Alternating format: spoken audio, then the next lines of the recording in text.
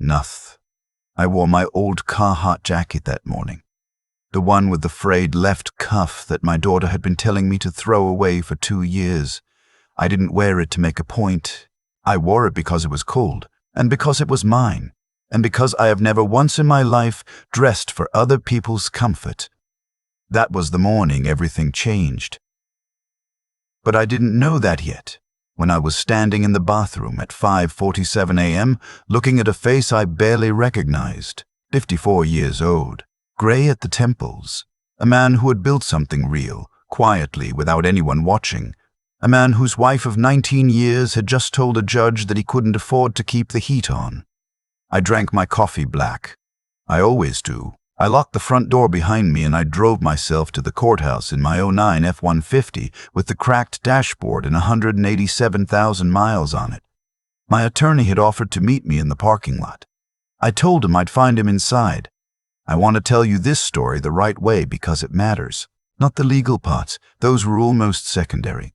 I want to tell you about the 19 years before that morning because that's where the real story lives. My wife and I met in Knoxville in 2004.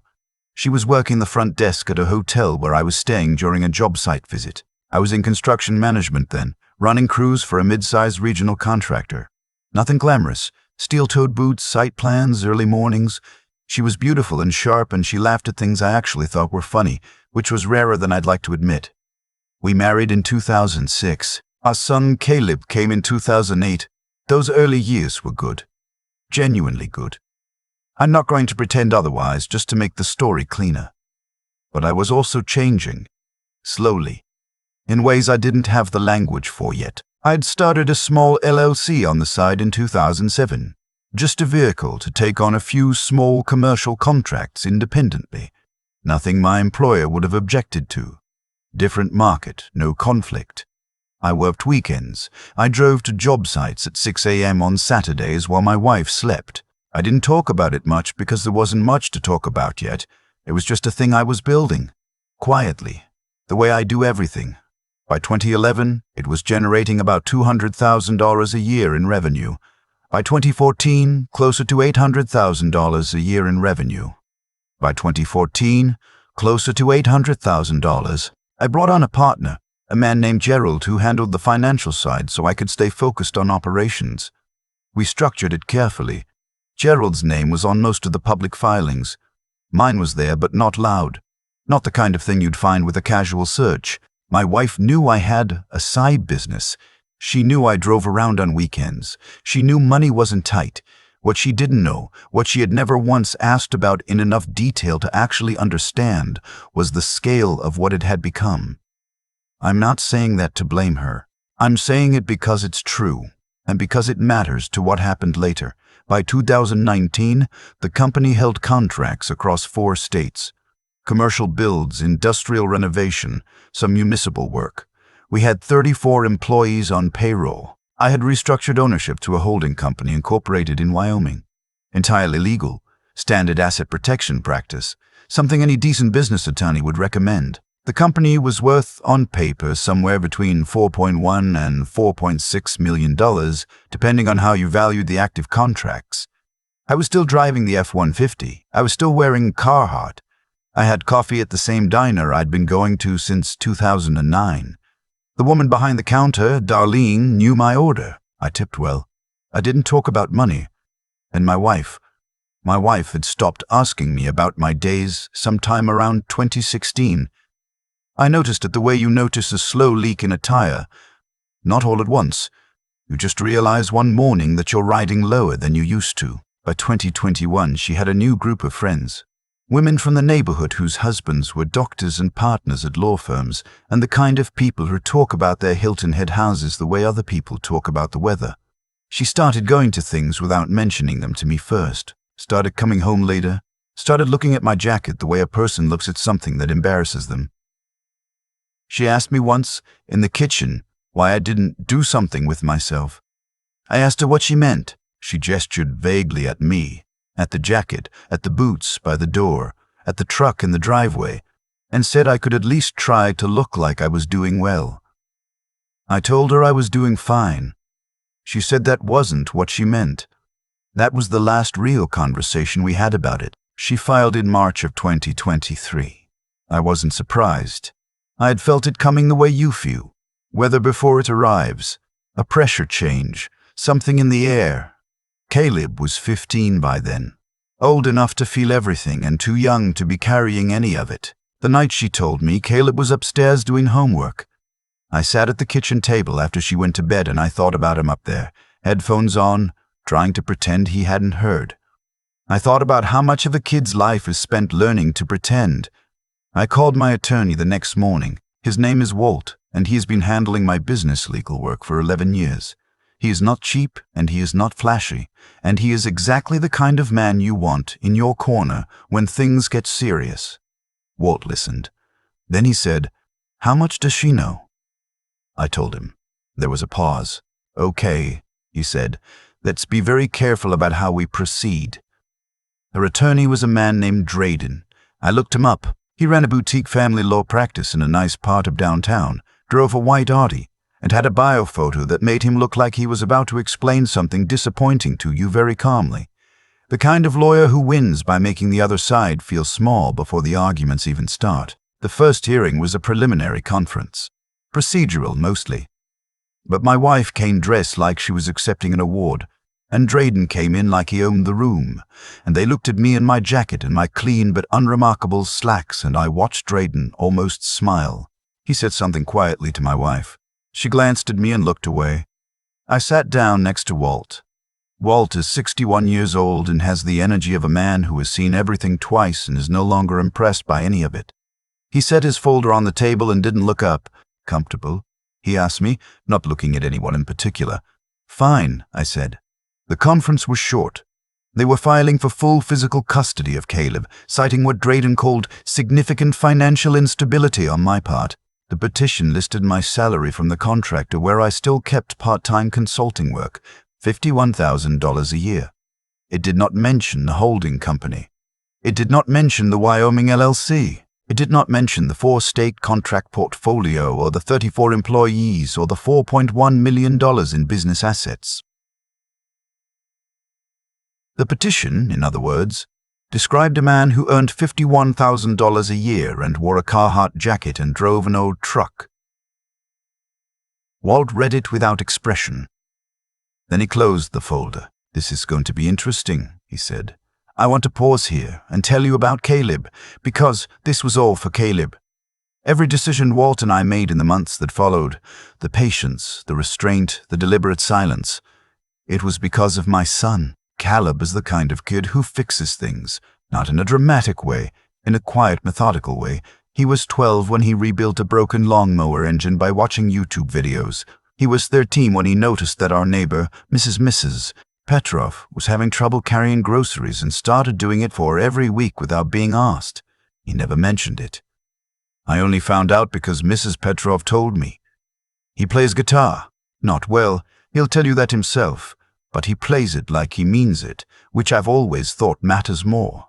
He has his mother's eyes and my stubbornness, and a kind of steadiness that I can't fully explain, but that I recognized the first time I held him. He deserved a father who showed up all the way, not on alternating weekends. That's why I waited. That's why I let them build their case on a $51,000 salary. That's why I didn't correct the record when Drayden filed a motion questioning my ability to provide an appropriate standard of living. That's why, when my wife texted me in November to say she hoped I was thinking seriously about what I could realistically offer Caleb, I read it twice and put my phone face down on the counter and went back to my coffee. Walt told me the timing had to be exact. I trusted him. The main hearing was set for February, a Tuesday. I remember the temperature that morning, 28 degrees. Ice on the windshield, the kind of cold that comes in under the door no matter how well sealed you think the house is. I wore the Carhartt. I arrived at the courthouse 15 minutes early.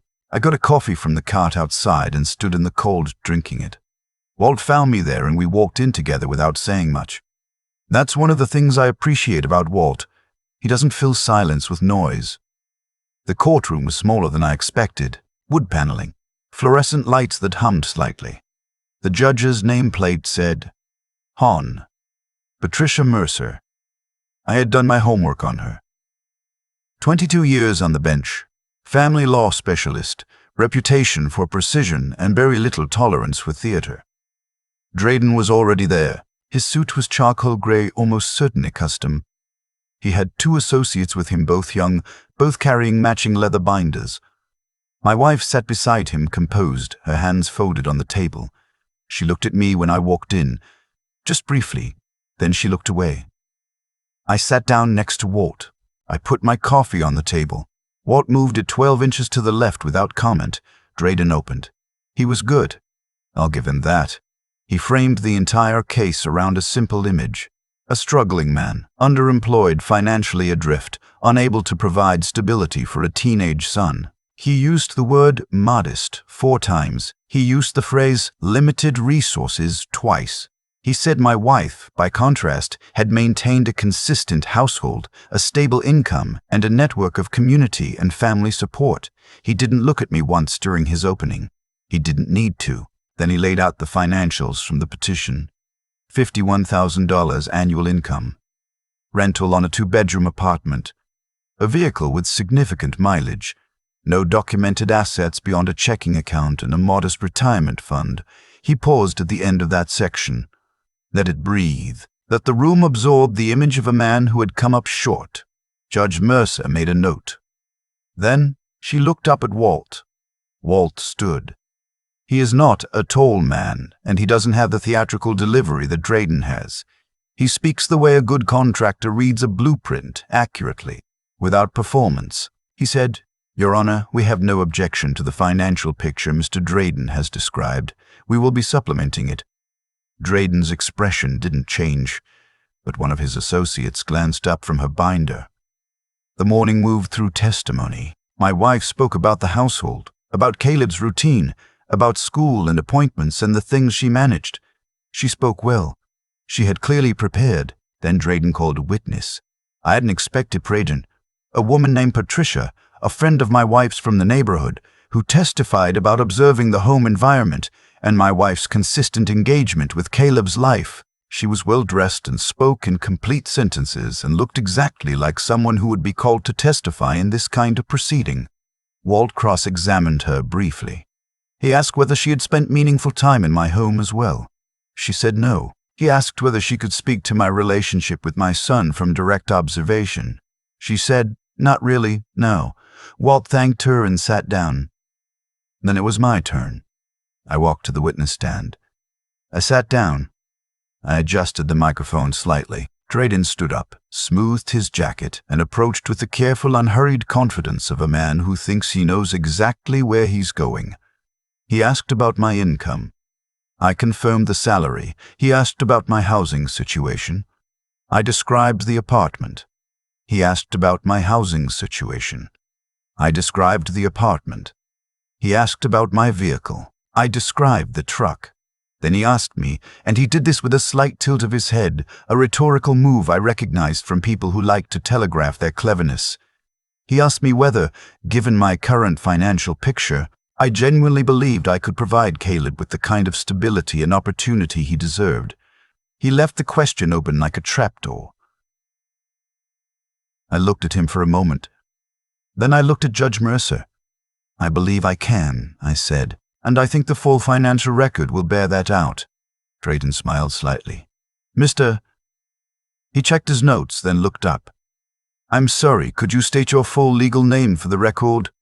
It was a standard procedural thing, but the way he asked it, with that slight pause, that check of the notes, I understood he was doing it to underscore what he assumed was the smallness of who I was. I said my full name, Marcus Allen Webb, and then Walt stood up and said, "Your Honor, at this point we'd like to submit Exhibits 14 through 31. I'll tell you what Exhibits 14 through 31 were. They were the operating agreements, tax filings, and asset valuations for Webb Gerald Holdings LLC and its 3 subsidiary entities. They were 4 years of business tax returns. They were the current contract portfolio, $2.3 million in active commercial contracts across Tennessee, Georgia, Kentucky, and North Carolina. They were the payroll records for 34 employees. They were the independent business valuation conducted in January by a certified firm, placing the enterprise value at $4.2 million. They were also, and this is the part Walt had been most careful about, they were all fully disclosed documents. Every entity, every asset, every filing had been properly reported. There was nothing hidden, there was nothing illegal, there was simply a very large gap between what Drayden's petition had claimed and what the actual record showed. Drayden received the exhibits. He looked at the first page, then the second. His posture changed, very slightly, but I was watching. One of his associates leaned toward him and said something quietly. He held up one hand. Judge Mercer was reading. She turned pages slowly with the focused attention of someone who reads carefully for a living. The room was quiet except for the hum of those fluorescent lights. Then Judge Mercer set the folder down and looked at Drayden. "Counselor," she said, "were you aware of the existence of these entities when you filed the financial disclosure in the petition?"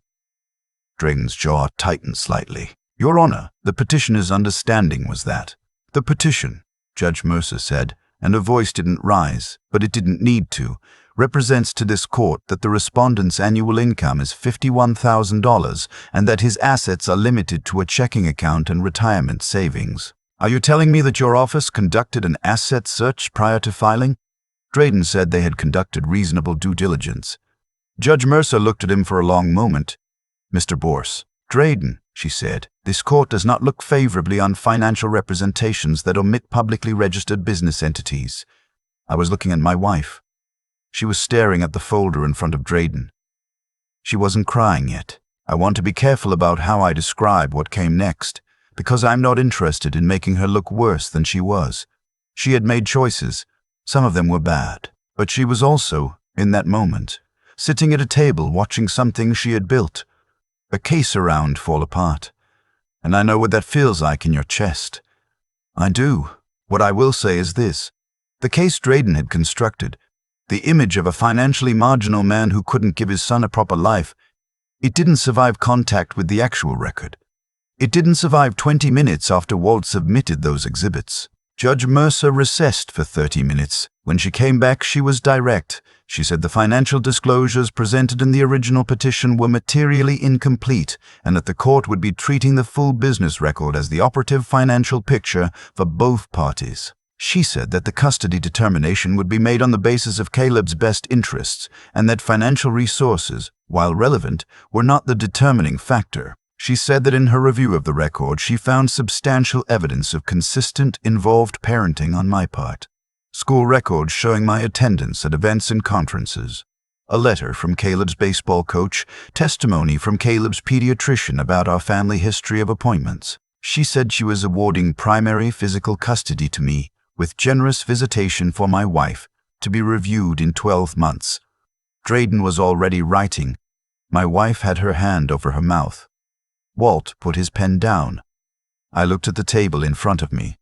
The wood was scratched, old, the kind of thing that had been in that room for a long time, holding up a lot of weight. Caleb was at school when it was over. I drove to pick him up at 3:15 the way I had every day when I wasn't traveling. He came out the side door with his backpack on one shoulder, his jacket unzipped because he never zips his jacket no matter what I say about it. He got in the truck. He looked at me. "How'd it go?" he asked. I told him it went okay, that things were going to be okay. That things were going to be okay. He nodded like he was deciding whether to believe me. Then he looked out the window. "I knew you weren't going anywhere," he said. "Not to me, exactly. More to himself, or to the window, or to the cold, gray February air outside." I didn't say anything. I just drove. We stopped at the diner on Route 11 because that's what we do on days that need to be marked somehow without making a production of them. Darlene brought the coffee without being asked. She brought Caleb a hot chocolate. She's been doing that since he was 9. We sat in the corner booth. Caleb ordered the patty melt. I had the soup. He told me about a problem he was having with the history project, something about source citations, and I listened and we talked through it.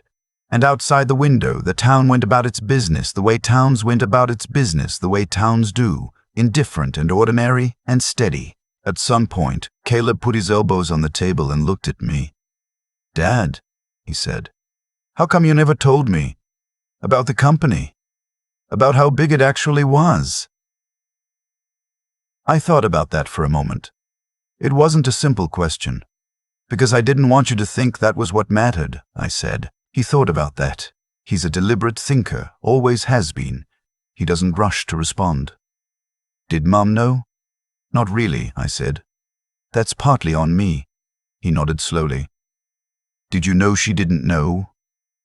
"I knew she hadn't asked," I said. He was quiet for a minute.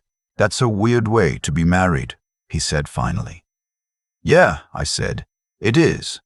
He ate some of his patty melt. I had some of the soup. Darlene refilled my coffee. "You're still driving the same truck," Caleb said. "Not a question." "It runs," I said. He almost smiled. Not quite, but almost. And I knew him well enough to know that almost smile was as good as a full one. I'm telling you this because I think people get the wrong idea about what a moment like that in a courtroom actually means. They picture drama. They picture a man standing up and announcing himself. They picture something cinematic. That's not what it was. It was a fluorescent-lit room with scratched furniture and 2 attorneys and a judge who had seen too many of these cases to be impressed by any of them. It was a folder full of documents. It was 19 years of choices, to build quietly, to live without performance, to care more about what was real than what was visible. The jacket was just a jacket. The truck is just a truck. I don't have anything to prove to anyone, and I never have. But I'll tell you what I do have. I have a son who notices things, who helps neighbors carry groceries, who plays guitar like he means it, who got in my truck that afternoon and said, without fanfare, that he knew I wasn't going anywhere. That's not nothing. That's not a small thing. That's everything, actually. And I want you to know, if you're sitting somewhere right now feeling like the life you've built quietly, without applause, without anyone looking, if you're wondering whether any of it counts, it does. It counts in the ways that matter, in the people who see you, in the kid in the passenger seat who already knew. You don't have to be loud to be real. You don't have to look the part to have something worth protecting. Some of the most important things a person ever does, they do in a beat-up jacket at 5:47 in the morning when nobody's watching. That's all I've got for you. I'm grateful you were here for it. I've had a lot of time to sit with what happened in that courtroom, not to replay it for satisfaction, and past that, but to actually understand what it was made of. And the more I sit with it, the more I think it comes down to something simple that took me a long time to learn. The way you live accumulates. Every choice, every quiet morning, everything you build without announcing it, it stacks up. And eventually, one way or another, it speaks for itself. Drayden built his whole case on what he could see. The jacket, the truck, the salary line on a consulting contract. He looked at the surface of my life and decided he understood it. That's not stupidity. It's a very human thing to do. We all read surfaces. But there's a cost to that, especially when you're so confident in your reading that you stop looking deeper. He stopped looking, and what he missed wasn't hidden, not really. It was just quiet. It had always been quiet. My wife made the same mistake, and I think about that more carefully, because it's more complicated. She knew me, or she had known me, once. Somewhere in the middle years of our marriage, she decided she knew what I was, what I amounted to. And she stopped being curious. And when a person stops being curious about someone they've chosen to build a life with, they start filling in the gaps with assumptions. Her assumptions about me were wrong. But the real loss wasn't that she underestimated my bank account. It was that she had stopped looking at me at all. What Walt understood, what I understood going into that hearing, was that integrity is not a performance. It's a record. It's the accumulated weight of thousands of small, consistent choices that nobody was watching you make. Every Saturday I drove to a job site. Every week I showed up for Caleb's games and appointments, and the ordinary Tuesday evenings that don't make it into anyone's highlight reel. Every year I filed my taxes honestly, structured my business carefully, paid my employees well. None of that was strategy. I wasn't playing a long game. I was just living the way I thought a person should live. And when it mattered, when someone tried to reduce me to a number on a petition, the record was already there. I didn't have to defend myself. Walt just had to open a folder. Caleb asked me why I never told him. I've thought about that question a lot. The honest answer is that I didn't want the money to be the story. I didn't want him growing up measuring things in dollars, in square footage, in the size of the truck in the driveway. I wanted him to watch me work hard and live carefully and show up consistently, and to understand, the way kids understand things before they have words for them, that those things are what a person actually is. He got it. He was getting it the whole time. That almost smile in the diner told me everything. I don't have a grand theory of life to offer you. I just know that the people who tried to use my silence against me ended up standing in it themselves. And I know that my son got in my truck that afternoon and said he knew I wasn't going anywhere, not because of any courtroom, not because of any document, but because of every ordinary morning that came before it. That's the whole story. That's all of it.